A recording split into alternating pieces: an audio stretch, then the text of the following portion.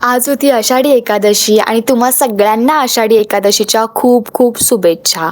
So आजची morning तर खूप जास्त प्रसन्न झाली होती. मस्त दारामध्ये रांगोळी काढली होती आणि त्यानंतर मी गेले किचनमध्ये. भरपूर दिवसानंतर किचनचा व्लॉग येतोय.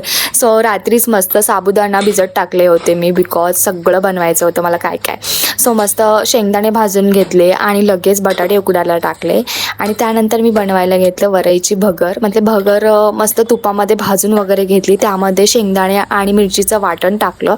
मस्त तिखट छान लागते आणि जेवढं पाहिजे तेवढं पाणी टाकून मस्त उकळी काढून घेतली आणि छान झाली होती. त्यानंतर मी शेंगदाण्याची आमटी बनवायला घेतली होती आणि त्याच्यामध्ये उकडलेले बटाटे टाकले होते. काय नाही, एकदम इझी आहे. मिरची आणि शेंगदाण्याचं वाटण करून मस्त बनवली होती. त्यानंतर खिचडी बनवायला घेतली होती साबुदाण्याची आणि ती तर माझी खूप जास्त फेवरेट आहे. आणि मग मस्त जिरं तडतडलं होतं, त्याच्यामध्ये मस्त मिरची वगैरे टाकून घेतली आणि साबुदाणे टाकले. अर्धे साबुदाणे मी ठेवले होते बिकॉज मला वडेसुद्धा बनवायचे होते. त्यात साबुदाण्याच्या खिचडीमध्ये मस्त शेंगदाण्याचं कूट टाकलं आणि छान बनवली. त्यानंतर साबुदाणा वडा बनवायला घेतला, त्याच्यामध्ये उकडलेले बटाटे किसून टाकले आणि असं वाटण टाकलं होतं जे की शेंगदाणे आणि मिरचीचं होतं आणि मस्त वडे तळून घेतले आणि इतकी सुंदर थाळी तयार झाली होती. सो तुम्ही काय काय बनवलं होतं एकादशीला नक्की मला कमेंट सेक्शनमध्ये सांगा. चला भेटूया नेक्स्ट व्लॉगमध्ये. बाय.